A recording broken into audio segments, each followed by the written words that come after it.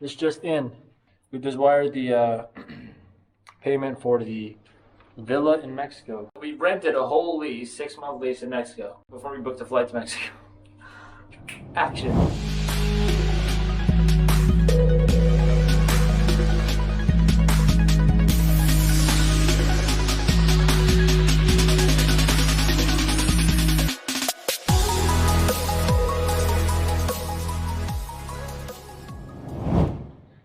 Villa secured. Sent the payment. Got a 4-bedroom, like private pool. You guys will see it. Pretty cool. A little more than I wanted to pay, but still within my budget. But still a good place, man. Like I wasn't gonna pass up the opportunity. We got it for like almost half of what it was listed for, because we got some really cool people in my network. I love you guys so much. Shout out to Dana, who made it all happen so quickly for me. But yeah, so now we got the place. Super excited. Gonna book our flights to leave. Arrive on Friday. Why did you decide to leave Dubai? Because you could just go home, but you're not going home. Well, that's the game. That's the whole catch. Where's home? I don't have a place to stay at in Canada. I would have to stay with family. That's not home for me. I haven't stayed with family in like over 2 years. So there's really no home. Anywhere I go right now, this is home. Okay. Isn't it? So then why Mexico? That's a good question. It's the closest thing to Miami, and I knew Miami was like the closest thing to what I loved, like in preference wise, how I want to live, where I want to live. It's the closest thing. It's definitely not because I'm getting like it's cheaper there. Some people are like, oh, Mexico's cheap. The place I'm moving into, I'm paying premium dollar. I'm paying more than my Miami condo for this villa, but it's a villa, right? So I'm getting a better deal. But it's still like I'm not spending less money. I'm actually spending more money, but getting more for my money. We talked about this, right? Yeah. Like it's not cheaper and getting, So, and I'm living in like a country club area. So I'm pretty sure I'm not gonna like. It's not because of money, right? That's the first thing. Second, I love palm trees. I love hot weather. And it's the closest weather climate to Miami, and I got used to that in those 6 months. It has a private pool, all the stuff, like all the things I want is there. And also, in Mexico, with that amount of money spent, I could get a big house instead of just like a really nice penthouse somewhere. And that way I can do stuff with it. Like I would love to fly out people for VIP experiences with me at this villa.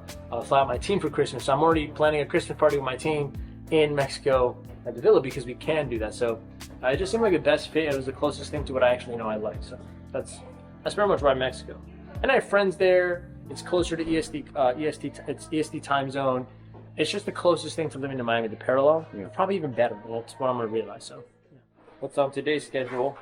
Today's schedule, I have my own one-on-one coaching for me with my executive mindset coach, and then I have my team meeting for about 15 minutes. Then I got to dive right into a 1-hour training for yet another. Man, I do a lot of sales trainings. I'm just realizing now, like I train a lot of sales teams, and like on mindset and like sales leadership and like less on the script and more on like how you become a great salesman. And just like it's leadership really for salespeople. But anyways, for a good friend of mine, his name is Bashar. He runs BJKU University. It's one of the largest Amazon teaching companies in the industry. They do like 2-3 million a month in sales. They have like 80 sales reps. So all those people, I trained them a couple weeks ago, and I gave them Outwitting the Devil training, one of my own internal courses I recorded. And now we're doing a follow-up. So we're doing accountability. We're gonna do Q&A. I'm very excited. I love Q&A, especially around stuff like that. So I can't wait for them to come up and ask like really good questions about drifting, hypnotic rhythm, all that stuff. And that way, I'll be able to create some massive breakthroughs. And by the way, I appreciate we've done this. I'm not afraid of being vulnerable with you. All right, good. But I genuinely have taken matters back in my hands again. So I am feeling better, better and better, and I'm 1% at a time. And I'm committing to a very low cost commitment that goes a long way, which is I'm just always going to commit to being as present as possible and not letting stress in. So I can't control all the things that are happening, but at the very least, I want to know that I can, if I start to stress, I go, wait, no. So in the shower, I just start making myself laugh. But like nothing bad is happening. Things in the last 48 hours or 72 hours, like I think pressures has only been releasing, like coming off. And it started with just a simple shift in mind of like, I want to just detach. So things don't have to happen a certain way. I want to have fun with it. I just committed to the process being enjoyable more than the destination being enjoyable. So yeah, I'm feeling better. I feel like I'm making progress. I'm actually getting stuff done in the team. I'm having some good connections with some of the team members. I'm really proud of the work we're all doing, and I'm watching myself also gradually being less and less frustrated with things not happening properly in my team. I'm like, I have a choice right now to let it bother me and then bother the other person who made the mistake, make them feel bad. I'm like, there's a ripple effect with that decision of no good coming from it, other than I proved that they're bad at doing it. I proved that I need to fix it. And I'm like, these are all beliefs I don't want to keep reinforcing. So I'm like, I don't want to believe that. So why am I going to act in that belief? Why validate it? I'm like, no. Why not just pretend like, oh no, it's just a simple mistake. It's not that they're bad. I have to fix it. I can't trust them. Like I didn't want to reinforce that belief. And I'm like, I only do when I condemn them and criticize them and like, you know. So I stopped and I went, or I could just fix it, and then act as if it had nothing to do with their skill level and more of like a very honest, like, hey, went over your head, or maybe the SOP was not updated. So I just fixed it, sent a quick screenshot. I'm like, hey, reminder, can you quickly update the SOP to make sure this is the way we do it? And so I did nothing to the person, said nothing to them for doing it wrong. And that was a big win for me, because like I had the habit of always make sure they know they did it wrong. I'm like, that's not cool. I'm learning to have fun. Honestly, the F word is probably saving the day. I'm just focused on fun. The more we can acknowledge that there's always more than one way to respond to a situation that feels like we're backed into a corner, that's when we take the power back. I've never felt something like this before. It's like there's an intelligence. Yes. The part of the body, and I've neglected it the whole time. Like I'm sad. I'm feeling sadness. I'm sad because I've been neglecting it. As if like it's been trying to speak to me, and I don't value its opinion. As if I've just been using and abusing my body instead of cooperating with it. What is the lesson coming up? Ask your subconscious mind. What was the pain trying to teach you? Focus on what you have, not what you could have or could have had. It's time to let go of what's no longer serving you.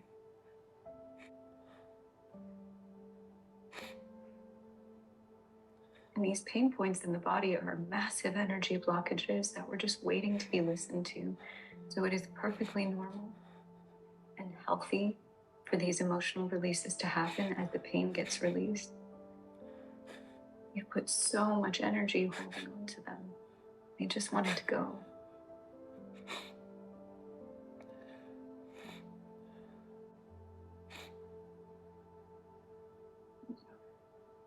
You're okay. It takes a bit of time now to go and read all those emails and open it all up. That's okay. What are you noticing? What are you feeling right now? You know, as I cried, it was more like an I'm sorry a million times. Does not matter what I could have had. Does not matter what I could have. None of it matters if I don't love what I have. And you'll notice in your body as this energy starts to get released, things will start to shift and free up. This is magical stuff. This is energy work. This is healing. This is what it is. All healing is energy based. There's the joy. There's the joy. I know that feeling. Last time I felt I felt this one other time. I remember it wasn't even this strong. This is a very intense, joyful feeling. I'm so lucky that all this shit hit the fan the last 30 days. I want to infect my whole team with this feeling. Bye. Thank you so much.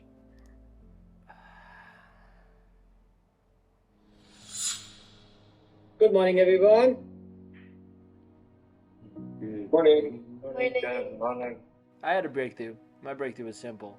Is if I'm so focused on the joy I'll get when I get there that I completely neglect the joy that you're supposed to have on the way there. So if there's anything I would love for you to do today is focus on what you have, not what could you have or what you could have had.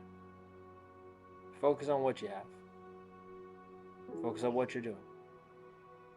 And just find the joy in doing it rather than the joy of what it's going to produce once you've done it. Maybe you'll feel a little bit of the joy I'm feeling right now. Can you give us any update on like the homeless millionaire, any announcements on that side, on the challenge that's coming up, advertisements, any of those subjects? Everything's going amazing. The challenge is going well. We have hundreds of people joining the group. The ads are working really well. We're getting lots of good comments on the ads because they're so interesting and creative. Our vlog is changing many lives. We've had the most engagement and ratio between viewers and engagements on YouTube than we've ever had with any video I've ever put out. Thanks to Upton and Anthony. Everything's amazing, man. Everything's working well. It's because you guys are working well. Okay, then Armin, why don't you start with the value wins? If there's anything I can share as a win with you guys, is a deep reconnection with myself, my body, and a full embracement of what I have. It makes you feel so rich. So love is my value win. We've always had it. But I just got to experience the value win in a very personal, deeper way. And because I did that, by the way, I've grown so much gratitude for every single one of you and what you've been doing. There was a little interference in the signal between me and myself. That's why probably I've came off in a very critical way for you guys recently. So I'm sorry about that. But I'm very grateful. And it's a privilege that you guys are here with me. So thank you for everything you're doing. Winning Wednesday, what could be better? There's Armin. What's up, brother? Great morning! So I would love if we can open this up like a mastermind and ask any question. There's no wrong question. Hey, Armin. So I had a quick question on the loosely organized opinions. Yes. Yeah.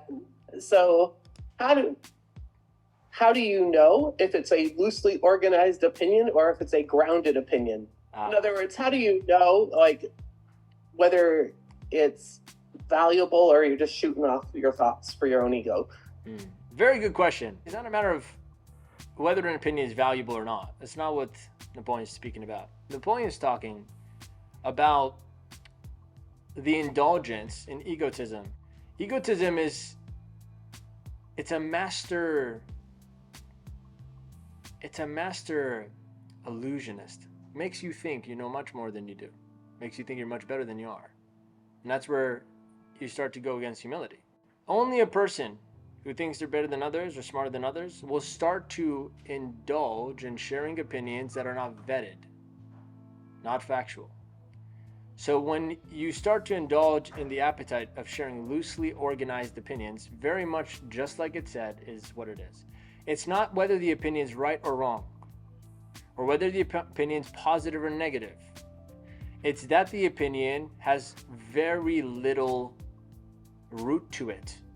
You guys want to know how to shut up a person that doesn't know anything because they say everything? You guys ready for it? I learned this one a long time ago. This one was the one that saved me lots of stress in conversations with people that did not know what they were saying. You ready for this? All you gotta ask, how do you know? I heard from this person, right? You know, they are experts in what they're saying. They're an expert on what they said. You guys get what I'm saying? Those people, their entire research department is based on what they said. That they don't know.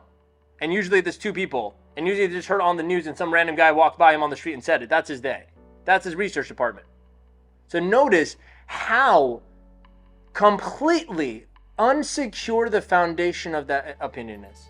Based on nothing but thin air. This is what loosely organized opinions. I want to define what loosely organized means. That's what it means. It means there's absolutely no thought, intelligence, or research put into it to vet it, to make sure it is true, to make sure it's based on real things. In other words, you are separating facts from opinions. In other words, when you're in a debate or in a room with someone that's sharing loosely organized opinions, and you could tell when they're impulsively trying to speak over you, to tell you the thing, their need to speak up and tell you what they're thinking, it only shows a person has insecure intel. Person who knows something most oftentimes is very quiet. It draws you to them like, what do they know? I'm curious. By the way, if you want to be known as the person who has the most power in the room, you want to be in a social setting, in terms of the center of gravity in that social circle where you feel very respected. Just practice that. Say less, listen more, and the few times you say something, make sure it counts. And it's vetted. That's how a sniper wins in the battle. It's already written, bro. Yeah, I don't know if it's an interesting conversation about destiny. I believe we control destiny, but No. You do control destiny. I had this doubt for so long. I had to ask so many people this question until I finally found the answer that can satisfy me. Because I was always told everything from when you were born till you die is written. Like that's how like religious people say like it's fate. Say like destined to go towards something. I'm like, if everything is written, everything like that's going to happen is going to happen. Not I'm not going to get is not going to get is already written. Why am I trying? Like, what's the point of like living and making choices and being conscious and stuff like that? Like, then what's the point of the power of choosing? That's the only thing that differentiates human beings from everything else. So, one person helped me understand how infinite intelligence or God, whatever you want to say, how the operation works behind it, the system behind it. It's like imagine you were a teacher and you teach the kids, the students in your class. You most likely, before someone gives an exam, know who's going to pass, who's going to fail. Because you understand who makes what kind of choices. Similarly, fate does not mean that fate cannot change. It's just that you're destined to go there because God knows what kind of choices you make. As a person, what kind of choices you make. If you make the right choice every time, there is a string of reality that goes there. If you make a different choice, there's a string of reality that takes you to there. It's like a multiverse. But at all times, you can be anything you want and have everything you want. So all of those realities are written. Yeah. It's your now choice which one you want. And the choice is what puts you into which path. Yes. Right. But once you make the choice, the path, as long as you continue to Follow this the thing. reality is destined. Yes. I understand. Leadership is acceptance of what is, and then seeing how they can become better.